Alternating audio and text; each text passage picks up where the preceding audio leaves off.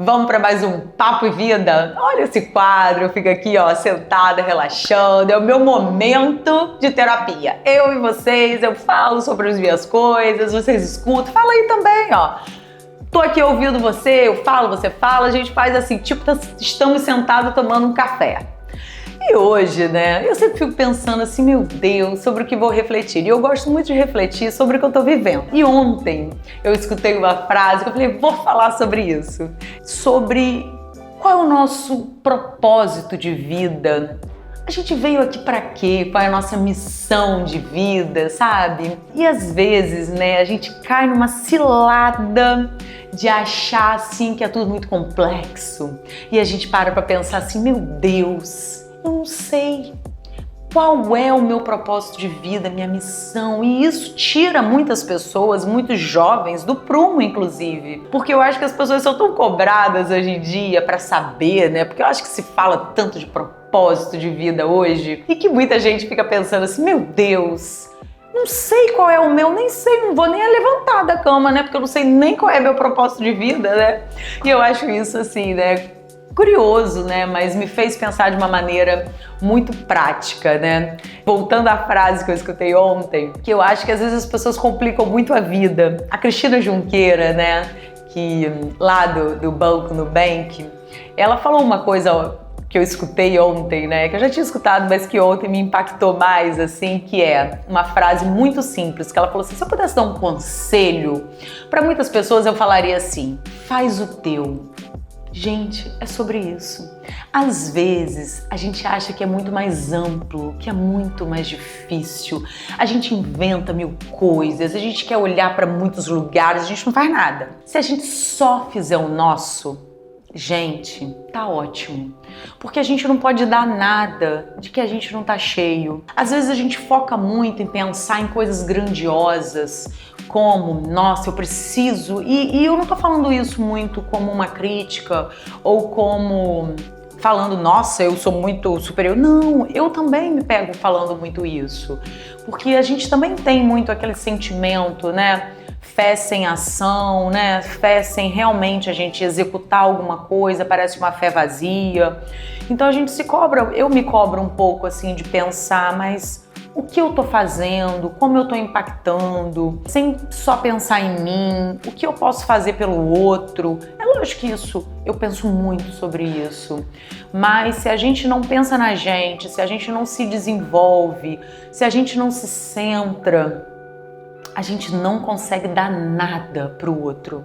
A gente não consegue realmente ser eficiente e fazer com que isso encha a gente, porque a gente só consegue dar o que transborda em nós. Então, como é importante a gente focar na gente, foca no seu. Então, quando a gente... Isso para todos os âmbitos da nossa vida. Então... Por exemplo, né, ontem eu estava no grupo de oração e Alex, né, que é o condutor do grupo de oração que eu vou, ele falou uma coisa que faz muito sentido e que todo mundo já escutou isso em algum momento. Vai tanto à igreja, ó, e só faz coisa errada. Mas não é sobre o outro. E às vezes isso abala muito aquelas pessoas que vão muito à igreja ou que se comprometem muito com uma espiritualidade, né? Porque parece que é hipócrita, mas não é. Não quer dizer que porque você está frequentando, buscando uma espiritualidade, que você é perfeita, né? Isso não te desmerece por você não estar conseguindo ainda. Então eu acho que você está em busca, que bom, olha quanto você está à frente de tantas outras pessoas. Não quer dizer que você vai sair dali perfeita, não quer dizer que você já vai sair dali seguindo todos os ensinamentos de Jesus, que você não vai pecar. Não, quer dizer que você está tentando, você está buscando ser um pouquinho melhor todos os dias. E é sobre isso, sabe? Trabalha tanto, ó, e vive sem dinheiro. Enfim, eu tô buscando, eu tô me esforçando, eu tô tentando melhorar o meu trabalho. Então não deixa o outro desmerecer você.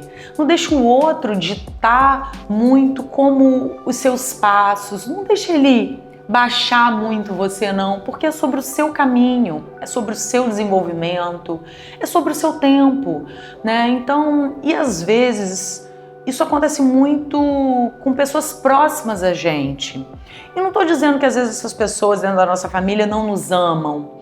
Elas nos amam, mas às vezes elas acham que dessa forma elas estão nos protegendo. Ai, não faz isso não, isso é tanto, Júlia, vai abrir mais clínica para quê? Meu Deus do céu, não já tá bom? Você tem tanto problema.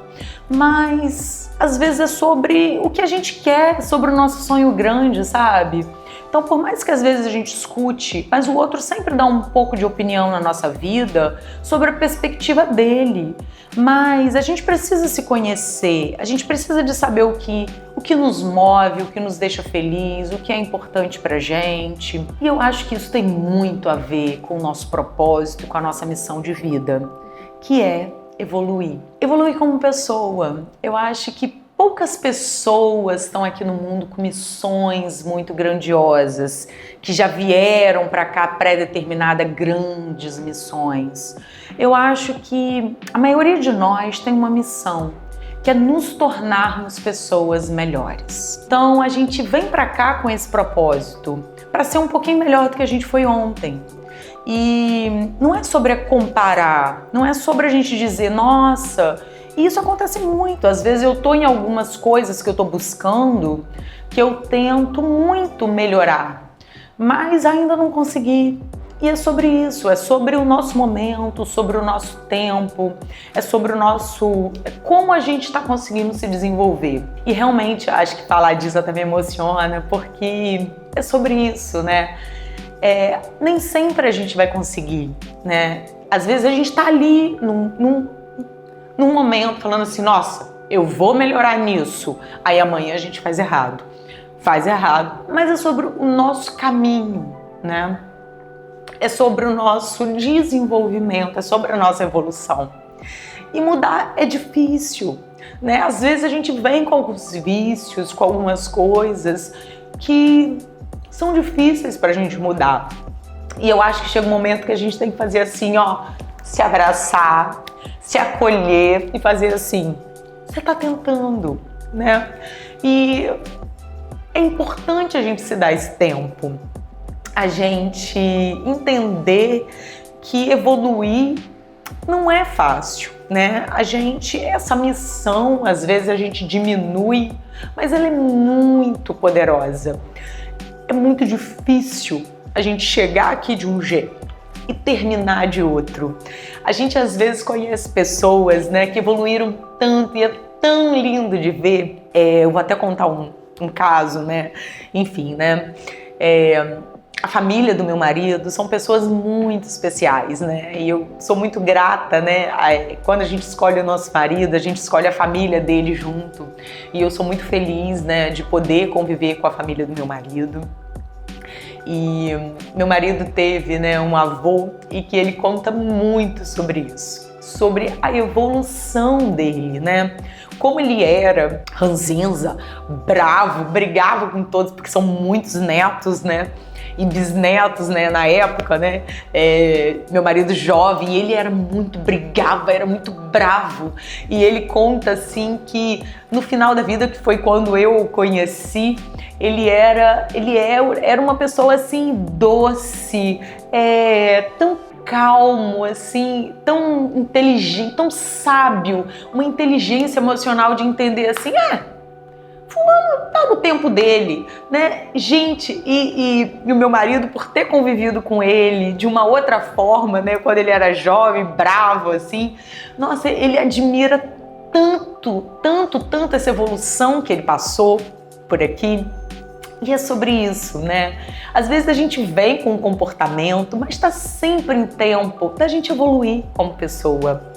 E eu adoro compartilhar, né, as coisas que eu aprendo na minha aula de yoga, com minha professora de yoga, né, Gilda, é muito sábia.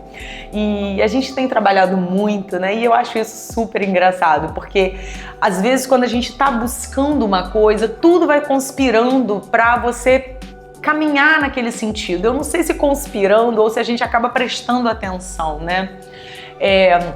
Ela vem falando muito sobre como a gente aprumar o nosso corpo é importante para a gente dar uma direção. Então, às vezes, assim, a gente está muito com... Eu acho que o mundo, às vezes, as pessoas estão muito com o corpo perdido.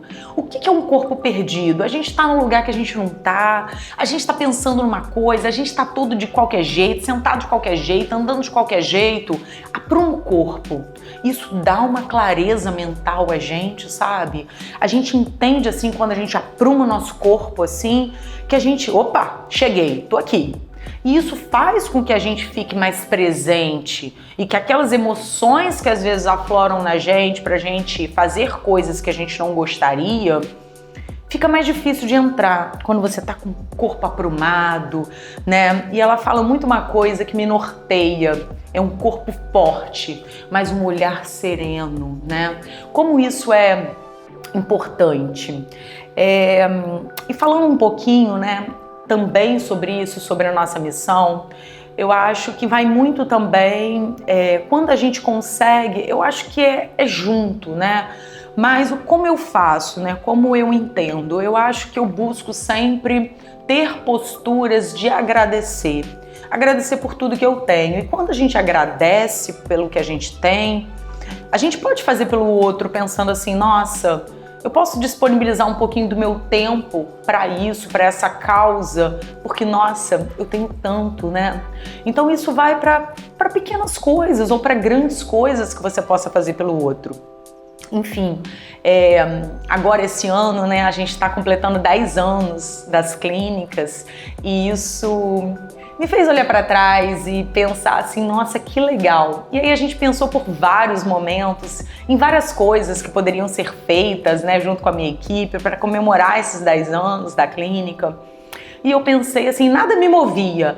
Vamos fazer uma palestra, vamos chamar uma pessoa maravilhosa, vamos fazer uma super festa. Eu falei, vamos, e nada me fazia sair. Eu sou uma pessoa super de atitude, de resolução. Talvez porque aquilo não me moveu a realizar. E aí, de repente, a gente aqui na clínica, o time é muito legal porque a gente é envolvido em algumas causas sociais, de fazer doações, a gente se junta, arrecada algumas coisas, leve. Eu fui lá no asilo, né, Monsenhor Severino, na minha cidade. E aí eu cheguei lá, né, pra gente fazer a doação pros idosos que a gente tinha arrecadado nas clínicas. Cheguei lá, olhei, passei...